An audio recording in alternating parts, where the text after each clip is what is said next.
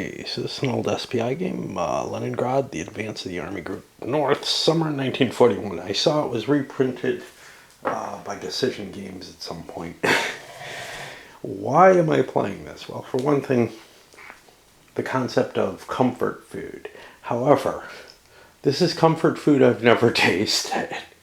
There's, games that I've played that are similar enough that I feel like they're part of a system or whatever, so I felt no real great added burden when I was looking at Napoleon's Lost Battles and the SPI version of that, which is the quadra game of Waterloo, which can all be put together because it's close enough to Napoleon at Waterloo or to Napoleon's Art of War. Yeah, there's a few little differences. This game is designed to be simple. It comes from that era. Well, the rules are written by an era where adventure gaming was the big buzzword, and the idea was to pull players in who were newer to wargaming with simpler, friendlier looking rules. But not necessarily at a cost of some of the subtlety in the rules, and we'll see what I mean there when we start going through them. It looks like a tiny little game, right? And 12 turns, this size map, I would expect this to take a couple hours, and that's probably correct. Again, I've never played this, so it's comfort food I've never tasted. Why did I pick this? Why haven't I tasted this? What's up? I don't usually hunt down World War II SPI games that, are kind of obscure. Well, it's because of the designer, Dick Rustin. He designed two other games, at least that are in the Board Game Geek database, both for SPI. One is Tito, which is an incredibly innovative game in a period where you were just beginning to see this sort of disassociated areas, right? We're talking about a game along with Empires of the Middle Ages that kind of predates what you see in, if I recall correctly, I'm hoping I'm not mistaken here, the GDW Civil War game. I'm trying to remember. I can't even remember what it is. A House Divided? I think it's A House Divided. That used kind of this area movement type, well, not area movement, point-to-point movement, right? Empires in the Middle Ages kind of had point-to-point connections, but not movement. Tito had points in areas, which was kind of a cool idea that very few things have done, but I've seen a few other games that do something similar to that.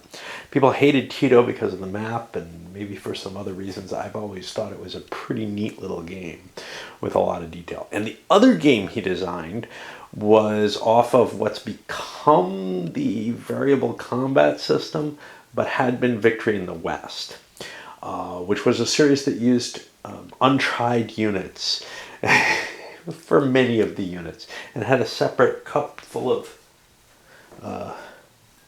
chits that you would place under units to be their strength, and it had this kind of complex mechanism for determining what the actual strength was based on the chit. And I've covered all the games in that series that I'm aware of. He wrote not the series, but what I consider the pinnacle of the series, which was Sicily, the Race to Messina, which Salerno, the most recent game in the series, at least that I have, is almost entirely based on the Sicily design. It takes into account all those. So Sicily was incredibly added an incredible amount of additional stuff to this core series. The other games in this series were very, very bare bones. Pretty much they used, hey, here's the variable combat idea and this little mechanism that we're using for that. And then, yeah, we'll throw some weather in or some little funky stuff. But the core of the game didn't seem that intricate. The Sicily game has a lot of intricacy built into it with the naval landings and all that. And Salerno followed that up somewhat less effectively. Well, with two games that impress me so much, I mean, I went to look it up, I don't remember why. I think probably because I saw the Race to Messina and said, that name sounds familiar, I wonder who that is. And I saw he did one other game, Leningrad. So I went and looked that up. And some people had some nice things to say about it. They indicated it was a simple game, but that it was kind of innovative and had some neat ideas in it. So we're going to take a look at it. And it is a little bit more than you'd think just looking at it, from what I can see. So let's see. Well, obviously, this is the World War II. It's the beginning of Barbarossa up in the north, and it's the rush for the Germans to reach Leningrad and possibly take it rather quickly. What does that mean? Okay. The first thing we see is, wow, it's got this rules style that you see in the Napoleon's Art of War. You see it in some of the Ares games, trying to be friendly. Hey, how do you handle my rules sets? And I have to say, that is very helpful the first time you're facing an SPI game. So in terms of how this was distributed, if it got into the right hands, it would be cool. Now, I don't know if it was distributed in any means other than in the box or possibly a folio, which pretty much is only available, to people who are hunting down SPI games.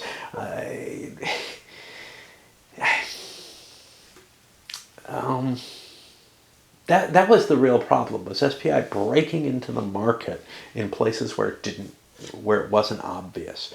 Where it was obvious, I guess, if you went to the Complete Strategist, which was the closest place to me, an hour and a half to get to New York City, well, there were much closer stores that carried Avalon Hill games, and easier for me to get to and maneuver around. Yeah, if you went to the Complete Strategist for your role-playing stuff or whatever, you would see some more games, and SPI was pretty much there. I didn't see SPI anywhere else except in the hands of people who were subscribing to S&Ts. So yeah, this would not, and this is not, the kind of big ticket game that would draw in the people who are already aware. So I suspect it didn't do too well in terms of sales. Just because, it's this little thing, and it's not tiny. It's not the kind of thing that, like, Invasion of the Air Eaters and Steve Jackson and stuff like that and TSR put these little games out that were very, very cheap. Now, this probably wasn't very much, especially if it was sold in folio, but it also, historical subjects are harder to get to. Okay, so to start off with, the German units have a combat strength and movement allowance, which is pretty standard. There are some units that have a designation, the panzer groups, that are important. To keep. They're not panzer groups. I don't know what they're called. Panzer Corps. That are important to keep track of the unit designations, but nothing else is, and size doesn't matter in this. For the Soviets, all their units have an untried side facing. The armored and mechanized units have a slightly higher movement allowance. And on the other side, they have three numbers: an attack, a defense, and a movement allowance. Now, this is kind of clever in terms of like design effort, because all the German units, well, all the German infantry are rated the same, and then everything else is kind of scaled on that. So that allows you to kind of make judgments of, well, where the Russians collapsed, that wasn't because the Germans were particularly good if it was just infantry facing them. That's because those Russian units were weaker or whatever, and that's going to be some of the variability in here. You also have German air markers, a couple of those that come in and can be used to support attacks, but also to interdict and prevent, well, instead they could be used to interdict. You have Russian forts, a whole bunch of them that are going to make a mess out of the Leningrad area, so the Germans have a hard time getting there. And that's about it. You have a lot of variability, at least in the Russian infantry. That's for sure in the armor.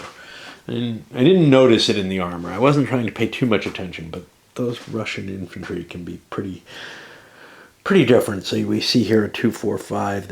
We're like, I think the defenses might be pretty close. But here's one, So like this is a 245. This one's got a heavier attack and a lower defense. So what's going on? Okay.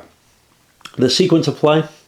The German player goes first, and the first thing they do is, if they have units that they've pulled back to replace the strength points on, they can increase them over. The German units all have 2 steps. They take 1 hit, they flip over. The Russian units are all single step. Then the German gets to move, and this is going to be pretty much like movement in other simple war games. There's a couple little, there's overruns in this. I think the only really exciting. Well, there's also some interesting interactions to zones of control. They're not fully sticky is the term people want to use. Locking, whatever. But they're not fully, you can withdraw from them.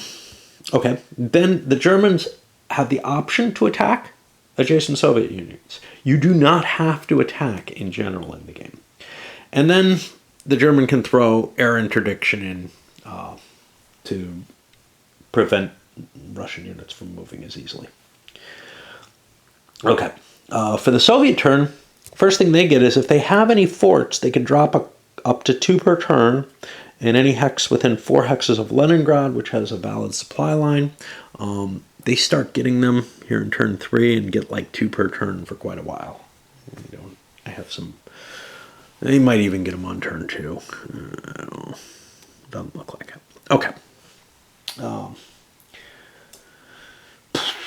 Then they're allowed to move, and then they also are allowed to fight, similar to the Germans. And then we move the turn marker, which there isn't one in this game. I could use this thing.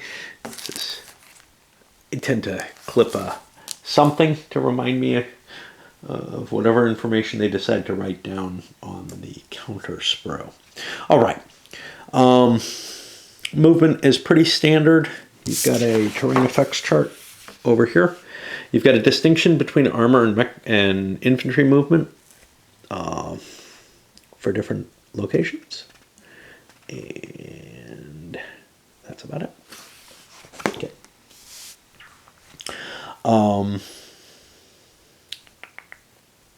You can always move 1 space unless there's disengagement, disengaging from a zone of control. You're allowed to move as a stack, and this is important for overruns. It can be up to 3 units at a time. There's sort of an exception to that, which is in disengagement, you must leave a unit behind in the hex you're leaving from. No more. The stacking is always 3 units per hex, except right at the beginning of the game where you can see the Germans are cheating already, including during movement. So you may have to not move a whole stack at once if you want to leave if you want to slip through a smaller stack or something like that. And you got to be kind of careful with that because that's a little weird. Usually stacking's not assessed until the end of movement. Here it's assessed during movement.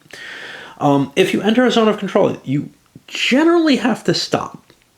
The zones of control are all hexes adjacent to a combat unit. However, zones of control are, as I say, somewhat fluid. A friendly unit in an enemy zone of control can sometimes negate it for supply purposes only. So in order to leave an enemy zone of control, you pay extra movement point costs to do so, and you have to leave a unit behind. German mechanized or armor units pay 2 extra movement points each time it disengages, and it can disengage at any point during its movement phase, which means it can move next to an enemy unit and disengage and move into another space. I don't believe there's any restriction. No unit in the game may disengage by... Oh, no, there is. You can't disengage directly into another enemy zone of control. So you can't, like, ooze your way through the line. Okay, German infantry and all the Soviet units pay 3 movement points to disengage and can only do it at the start of their movement phase. And you have to leave a friendly unit behind in the hex that you're leaving when you disengage. Overrun. Overrun is a kind of combat you can do as you're moving. You can overrun a unit in an adjacent hex. It's going to cost you 3 extra movement points, and then you just conduct an attack. You have 2 column shifts against you when you attack. You're allowed to disengage and overrun in the same movement phase. The overrun costs 3 movement points regardless of the terrain in the overrun hex, which is important because in a way you're sort of attacking that hex. You don't pay a cost based on how you're attacking that hex. An overrun is done against all the units in that hex, and if the enemy that's overrun is eliminated or retreated, the overrun's successful, the attacker has to absorb any losses as casualties, and at least one of the overrunning units must advance into the vacated hex. If the enemy units are not eliminated or retreated, the overrun's unsuccessful, and you can take the losses as a retreat as the attacker. But if you do retreat, you're done with movement for the turn.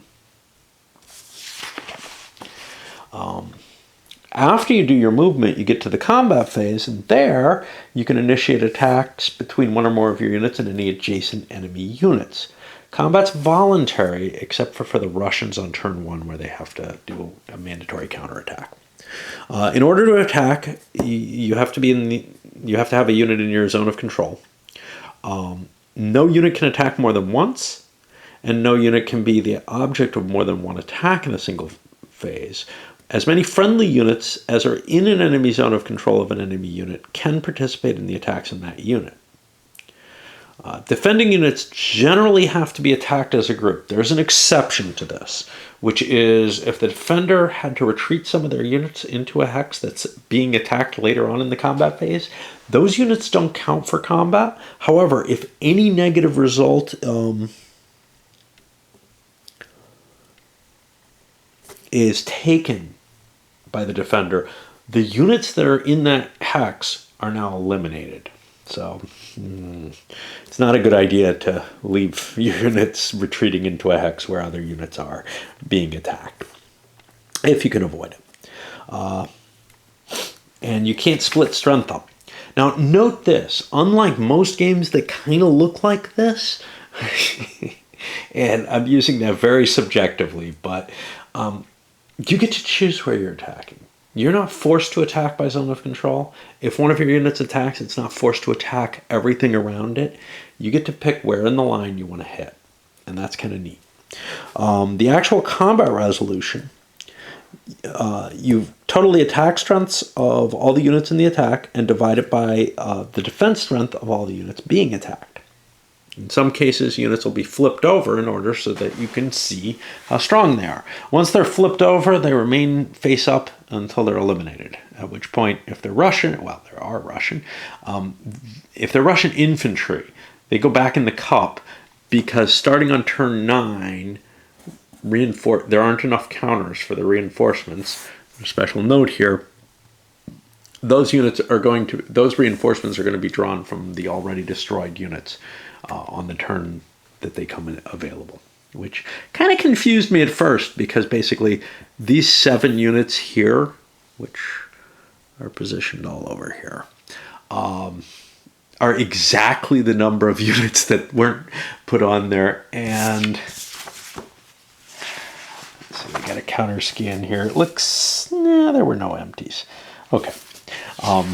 It almost feels like maybe somebody screwed up and they said, we miscounted, I'm not sure.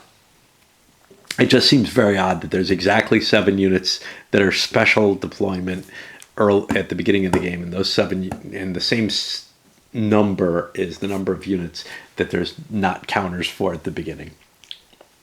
Anyway, it made me think that I had to check the counter scan because I thought, wow, maybe I didn't get an absolutely pristine copy of this, which would have kind of shocked me, to tell you the truth. Not that I hunt pristine copies, but I think I got a pristine copy on this. Maybe not. This plastic bag looks old.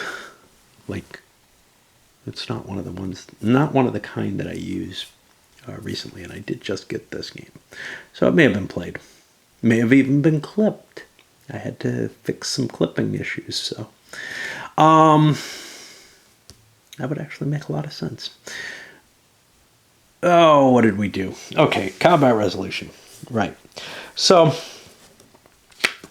you get your odds ratio, and we get a chart like this. The biggie is that there's going to be shifts on it, and I'm going to skip some of the stuff. Let's find the shifts here. So an overrun is 2 columns to the left. The attacker being unsupplied is 2 column shifts to the left. The match of that, a mirror of that, is if the defender is unsupplied, he gets 2 column shifts he causes 2 column shifts to the right in the attacker's favor. Terrain can cause a column shift. Forts can cause a column shift. Well, rivers are terrain. Armor can cause a column shift for the defender.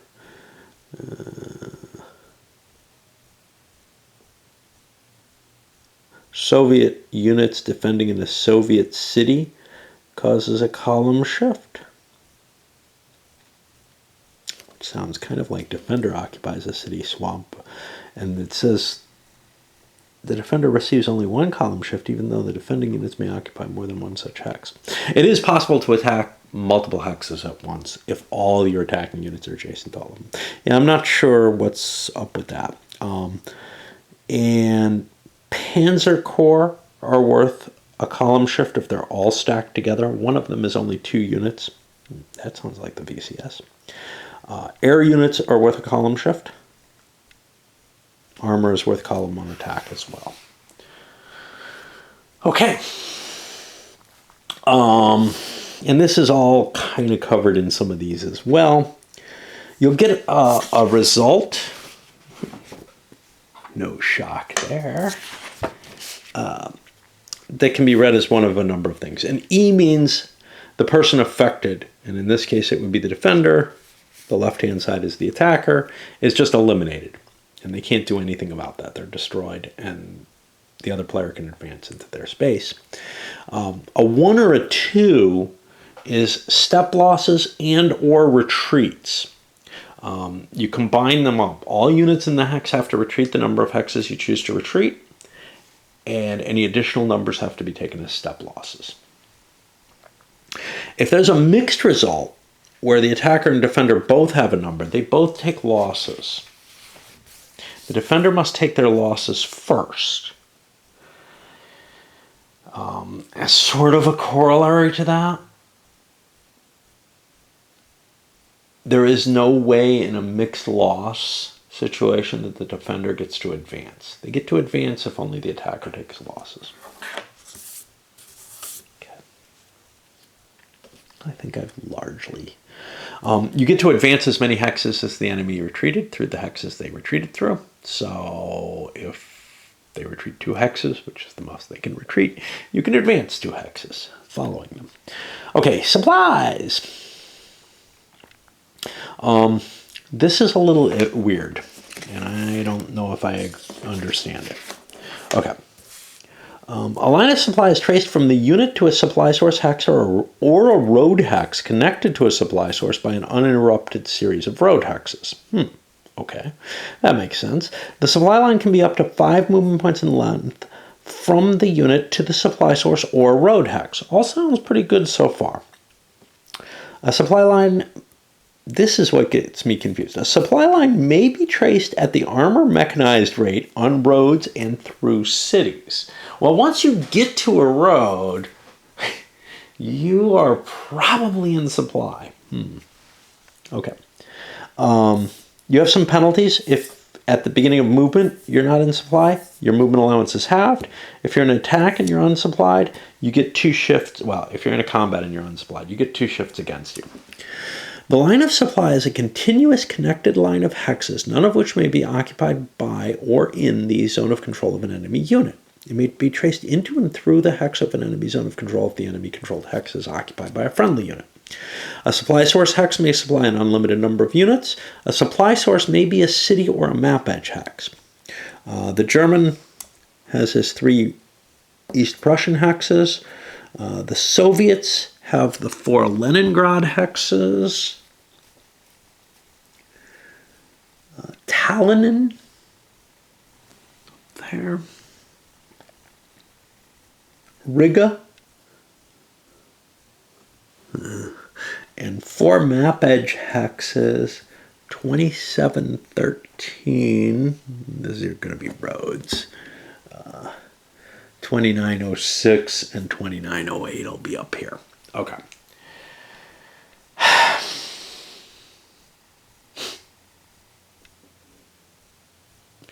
Here's the problem. Line of supply is traced to or road hex connected to a supply source by an unwrapped series of road hexes. So,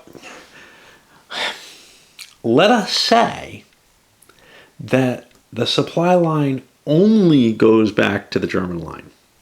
If that was the case, the cheapest supply line, and I'm trying to figure out if it makes sense, is armor mech movement is a half each.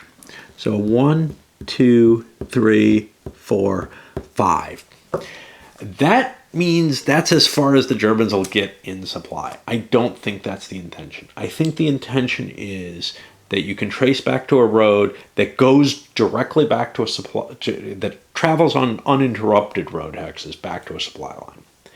It is possible that you might be tracing partway down a road and then somewhere else to you know your eventual supply line. But yeah, there's no way to extend the supply, and the only locations that are anything that's not a supply source, you're going to have to trace on the road to. And the Russians, the Russians are in supply from Riga, so they're not a problem. But for the Germans, it doesn't look like they can play the game if they can't use the roads for supply. So I think that's what's intended there, but it's not well written, which is a pity because, again, this was designed to be, for more novice players, this style of rulebook.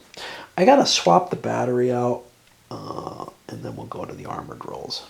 Probably take a little bit of break, too. I've already touched on what armor does. It just gives you some shifts. You get a shift for armor, or you can get a shift for having a full Panzer Corps stacked together. Air power. The Germans can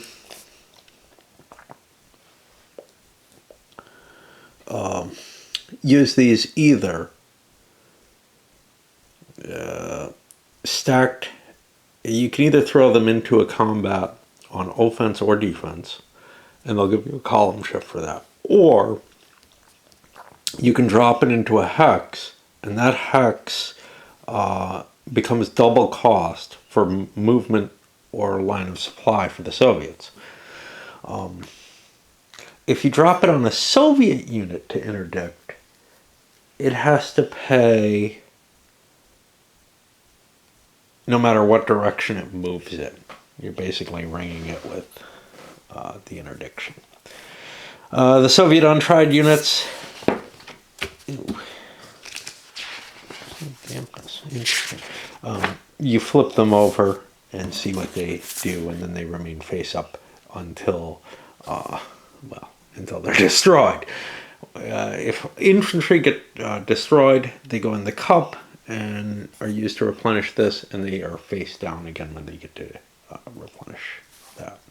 Soviet forts can only be placed, they give a one column shift when defending in. If they're unoccupied, they double the movement cost for German units moving through them, but that eliminates them. And you don't get new forts that are from destroyed ones. You're allowed to place up to 2 per turn, and you kind of get 2 per turn for quite a while. So you probably don't want to delay them.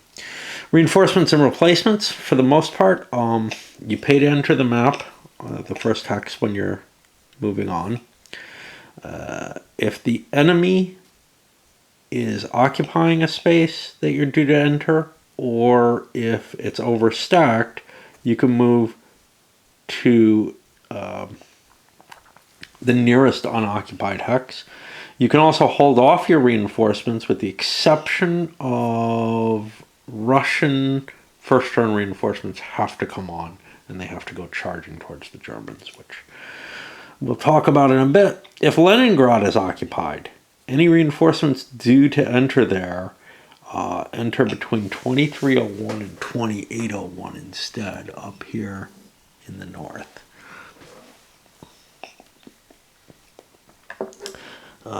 Germans, which have taken step losses, can rebuild to full strength by spending their full turn in an East Prussian city or Soviet city hex.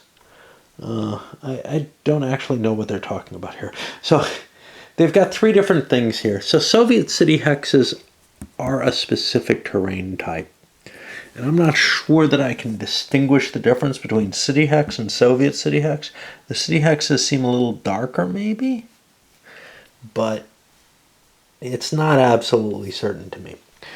So actually it's East Prussian city or Soviet city, as long as it's in supply. Let's see what the supply sources are. Again, because that may be the German players' sources are the 3 hexes in East Prussia. The Soviets are the 4 Leningrad hexes. I'm just trying to see if there was a distinction that allowed like the difference between cities and Soviet cities, so that the Germans could supply out of cities, but there doesn't seem to be anything like that. So I don't know. Okay.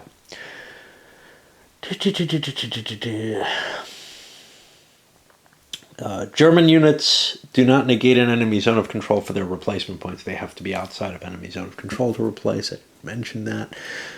Up to 3 units can get replacements in each hex per game turn, i.e. the stacking limit. And if you choose not to finish the turn without, like, I don't know. What is it? It's the entire game turn. So the Soviets could interfere with your replacement points. Okay, first turn. The Soviets get, well, there's 2 surprise conditions. The first turn is the Soviet supply situation. They cannot delay reinforcements, disengage, or overrun on the first turn. All the Soviet units must move adjacent to a German unit at the end of the Soviet movement phase of turn 1, or as close as they can. However, 02, 05, and 02, 04 cannot move at all. Well, that's interesting. There's 02, 05. There's nothing in 02, 04. So I don't know what they mean. Oh, I'm sorry, 2204. That'll be this one up here. So those guys can't move. I didn't realize that. All the Soviet units adjacent to German units must attack, but they don't have to attack all the German units that they can. They just have to make some kind of counterattack. So you may not want to build solid lines because they create possible holes. Of all 6 Soviet infantry units slated to arrive 27-13 on game turn 7 enter as scheduled, the Soviets get surprise over the Germans, which will be a 4-column shift on all Soviet attacks that turn.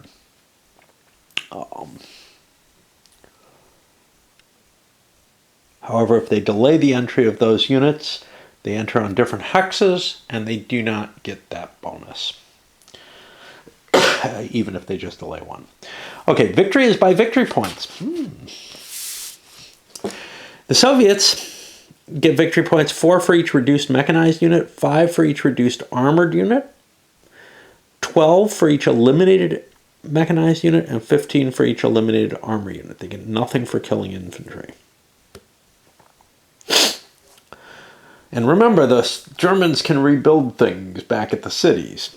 The German player gets 30 victory points per hex for hexes 2604 and 2705.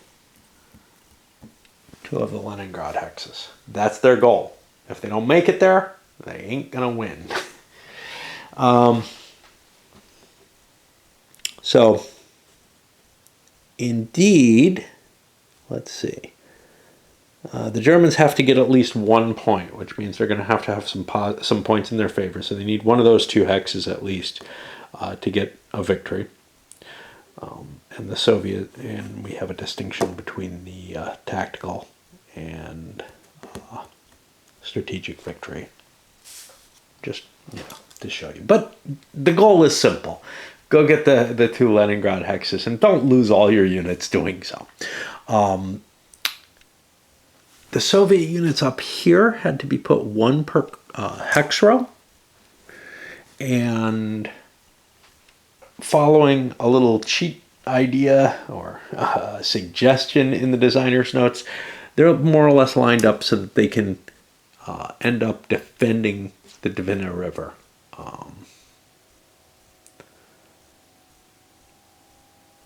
This is the only problem. I'm not sure. I kind of like the idea of getting to Dvinsk. So